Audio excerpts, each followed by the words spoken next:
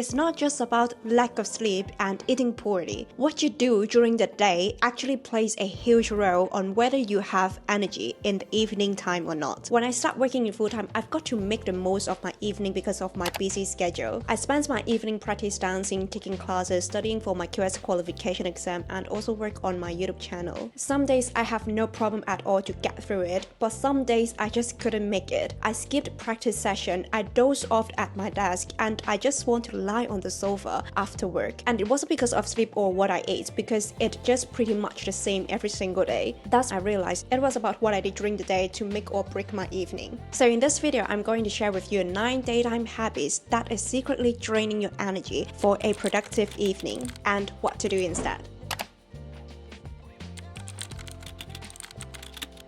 We usually start our productive evening after having our dinner. So the time between you finishing the work and having dinner is like a brief pause for you to recharge and to prepare for you to have a productive evening. However, most people use this time to do either A, go straight to the sofa and lie on the sofa and doing nothing, or B, they have to scroll their phone watching TikTok, watching YouTube shorts, and also watching Instagram. Actually, I think there is C, which is go straight to the sofa and scroll on your phone. This isn't providing the rest that our brain truly needs. Scrolling on your phone might feel relaxing and you've got the urge to do it because you have been disconnecting with the internet, you've been disconnecting with the social media with your friends for your whole day, so you would like to reconnect with them during this time. But I think we all have experienced that after maybe like 15 to 30 minutes scrolling on our phone, we're actually more mentally tired or drained because of the content that we watch. And there are studies showing that scrolling on your phone doesn't provide the deep rest that our brain truly need. And EEG studies, which is measuring the electrical activity in our brain, also show that there are high level of activity when we are viewing our screens, which means we are processing a flood of stimuli when we are viewing our screen. We are still running the same part of your brain that kept running during your daytime work.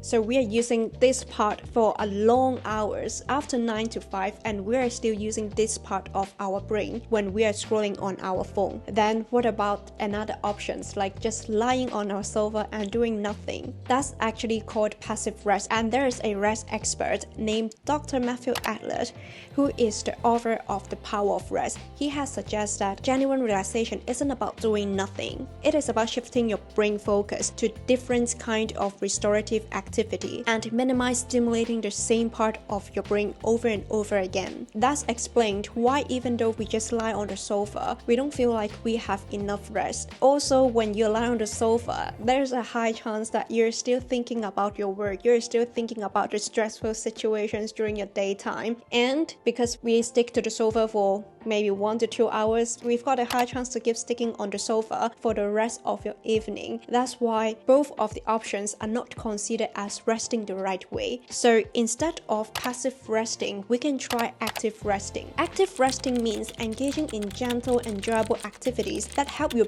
mind and body recover without causing additional stress or significant mental effort, which include taking a long walk, playing with your pets, doing some of the hobbies that you enjoy like gardening, crafting, or maybe cooking. The main point is shifting your focus to other kind of activities that stop stimulating the same part of your brain that have been using your whole day. This is like when you're lifting weights, you lift the left arm, then you got to rest for the left arm and lift the right arm. So it's like making a balance. When you're using your right arms, then your left arm is like resting. A lot of people consider cooking after work is like an exhausting activity. I was thinking the same as well. My mom will come to the UK visit me from time to time. So last time when my mom come to the UK visit me, I initially felt like that was great so that I can take some rest because my day is like ongoing. Even though the time that I work from home, after work I've got to prepare for food, I've got to cook my dinner, and then I go shower, and then I go back to my desk to work on my YouTube channel. It feels like I've never sit on my sofa and take a true rest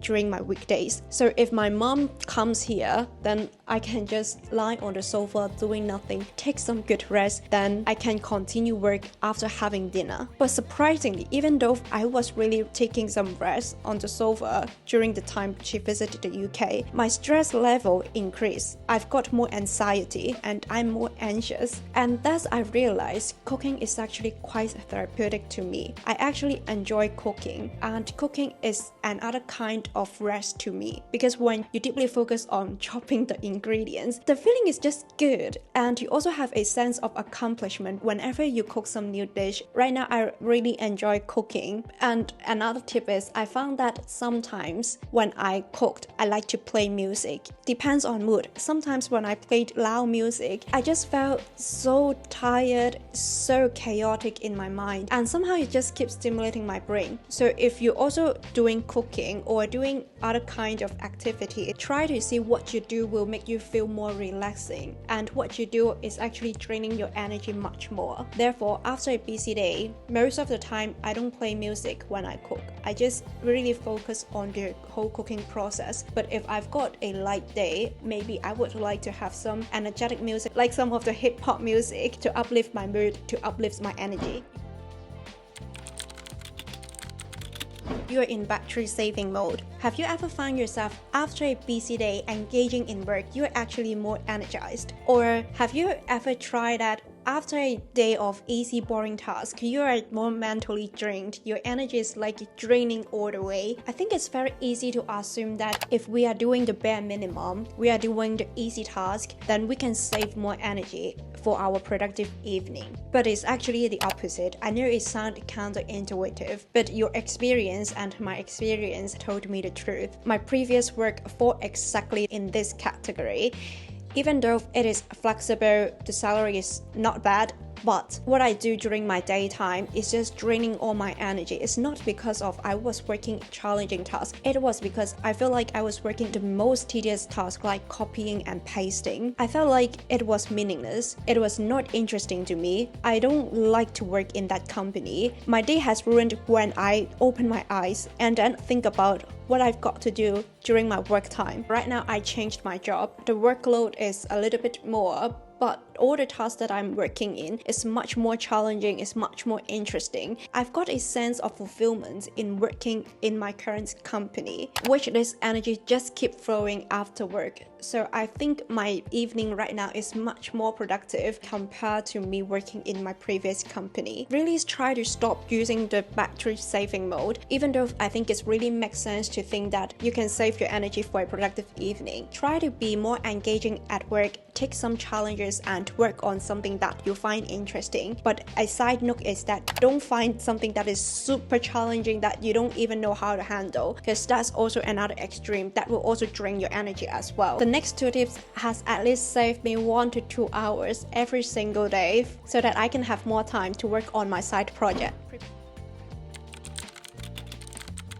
Prepare your meals the night before when you have a busy day ahead, and especially on days that you've got to go to the office. Undoubtedly, even though I like cooking, but cooking takes up so much time. It can easily take up to 2 hours. You've got to do the grocery shopping, preparing the ingredients, cooking the dishes, eating, and then washing the dishes. So after a full day of work, if I arrive home at around 6 to 7, then I've got to spend extra 1 to 2 hours just for the whole process. Then I don't have much time left to work on my side project. Especially growing a YouTube channel is not an easy thing, it's not an overnight success, it has to put a lot of effort. So I usually do not cook for some days. I cook bigger portions on some days so that when I have to go to the office, when I come back home, I just have to warm it up. And this has saved me so much time. During the time I warm up the food, I can actually take some 15 to 30 mini rests so that I can recharge myself for a productive evening. Also, this is the tip that I really love. If you frequently use certain ingredients, try to prepare them in bulk ahead of time. For example, I always use garlic, so I will grind a lot of garlic at one time and then I store in the refrigerator. So whenever I have to cook some food that have garlic, I just have to get it from what I prepared.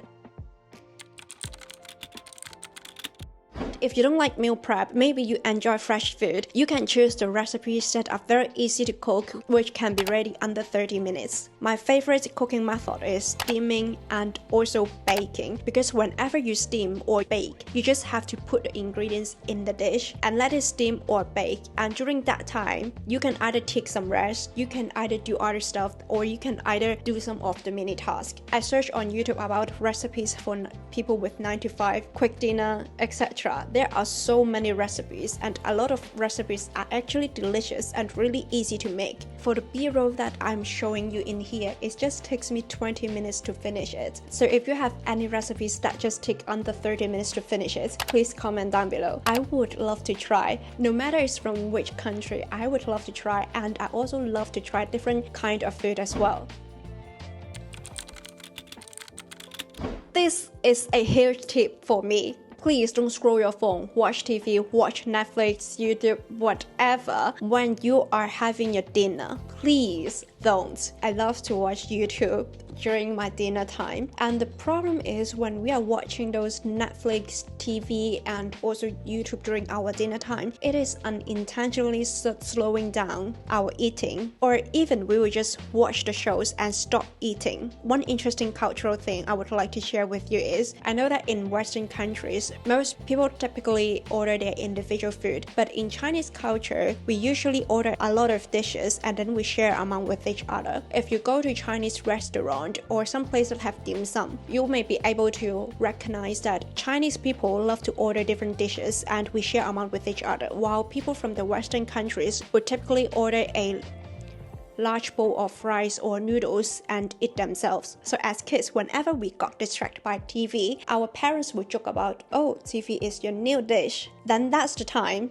we become so aware that we have to focus on eating, because if not, the next second they will just turn off the TV and not allow us to watch TV for the evening time. This phrase perfectly highlights how easily your screen time will hijack your meal time. I've planned to finish my dinner at around 7:30 to 8, so I will go to shower, and after shower then I will start my productive evening. But on days that I watch YouTube during my meal time, I will just go to shower at 9 p.m. After shower, you know, as a girl, need some skincare, doing some face mask, and it may be around 9:30 to 10 p.m. I've got to go to bed at 10:30 or 11 p.m. because I need to prepare my work the next day. So if I do that every single day, I don't have much time left for my YouTube channel. And in fact, the week that I'm working on this script, I caught myself doing that again. So the B-rolls that you're watching is not fake. It is just, I think, okay, I caught myself, then it will be a perfect illustration for this point. So just really please don't watch any TVs, don't scroll your phone during your meal time.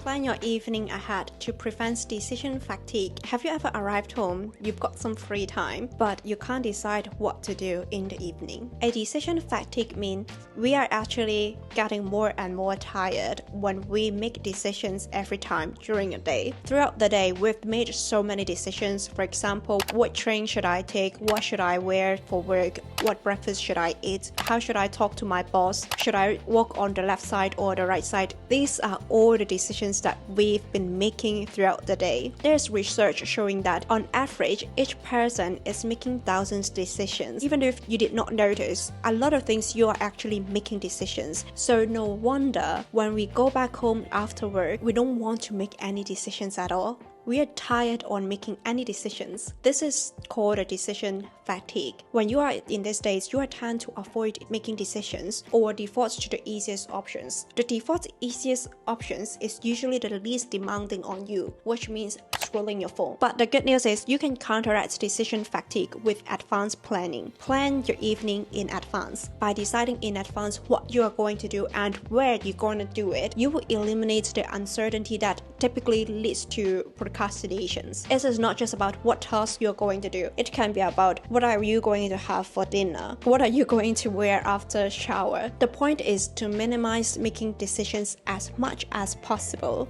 Having a plan means that you are not negotiating with yourself 7 p.m. when your energy is very low, because you can go on autopilot and follow a predetermined script. Deciding on what to do and where you do it can prevent you to go to the comfortable place like your sofa. because we all know that when we work in the sofa, most likely we are just procrastinating and not giving as much as we want in our evening task. So we have to decide where are we going to do this task that will make us the most productive. Like if I've got to work on my video editing, I will not work on the sofa because I know I will procrastinate a lot. Instead, I will go to the desk to do my video editing stuff. So try to do some advanced planning during the daytime or even a week ahead. I usually do a week ahead by using the time blocking method. You can watch the time blocking videos that I've posted recently where I've talked about the details on how to do time blocking for a flexible schedule.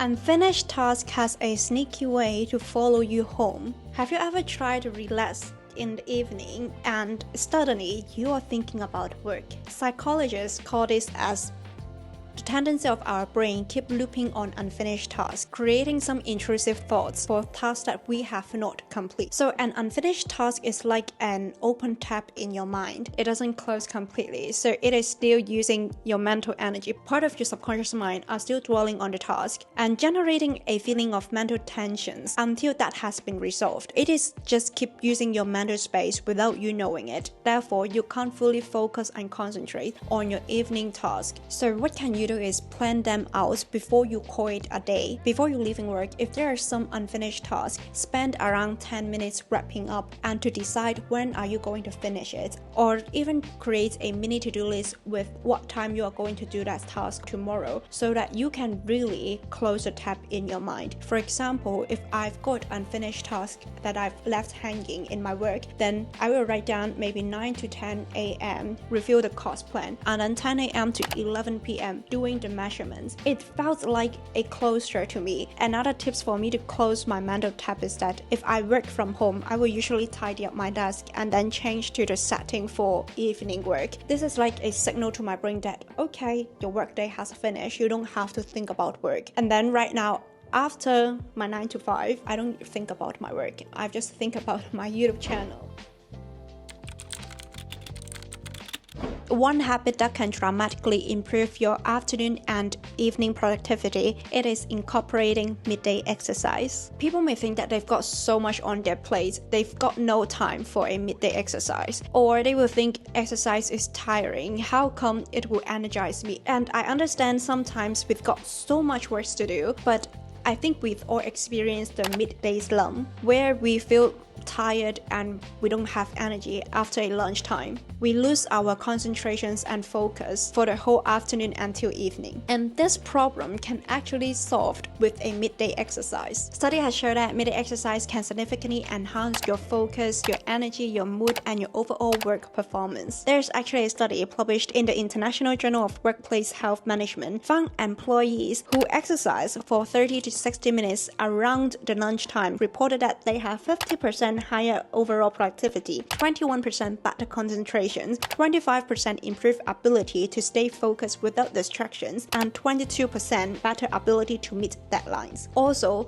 72% of the people that have engaged in this survey reported that they are managing their time better on the days that they have exercise, even though they spend some time away from their desk. So there is actually a lot of benefits for a midday exercise. Before I considering incorporating midday exercise, I felt like I just don't want to go out at all. I don't want to do any exercise in the midday when I've got work to do. I just want to continue to sit on the desk. And it was really hard to get me to change my clothes and then go out and go to the gym and get some exercise. But I found that after exercise, I do have higher productivity and I'm more concentrated on the current task. So right now, I usually have 2 lunchtime gym sections on the weekdays when I'm working at home. But when I'm working in the office, I will take some time to just walk around, wandering and do some shopping. So try to look, are there any gym near your place? It will be great to join some gym sections. Or if you are regularly going to the gym, then maybe you can arrange your sections in the afternoon instead of in the evening time. If that's not possible, like you are working in an office, just take 20 minutes walk after your lunch. It will help as well. Comes to the last tip. Have you ever found yourself your evening just full of chores. You've got to wash dishes, you've got to clean the toilet, you've got to sweep the floors, vacuum the floors, tidying the rooms, doing laundry. I usually dedicate my Sunday evening as a rest day. I found myself doing chores until 9 p.m. Then I've got to take shower and I have to sleep. I don't have any me time because I need to prepare work for the next day. This is why I determined to change, because I really want to have some me time to just take some rest. Then I was thinking, what can I do so that I don't have to do the chores in the evening? This makes me more aware of how I actually spend my time. When I was waiting for a meeting after 15 minutes later during the weekday, or when I just want to take a rest between breaks, I found myself just scrolling on my phone. And I have wasted these valuable moments that we could actually use more efficiently and effectively. And as mentioned, passive scrolling isn't helpful at all. So instead of using the daytime mini breaks to scroll on your phone, I try to use these little breaks to tackle some of the small household chores, like tidying my room, wash some of the dishes, so that my evening are not full of chores. I really like this idea because it is like a light movement. It re-energizes me and it makes me awake a little bit if I feel tired on that day. And second, in the evening time, I can just fully focus on my evening task, or I can just have a full rest. So I hope all these tips can help you have more energy for a productive evening. And again, thank you so much for watching to the end, and I will see you in my next video. Bye bye!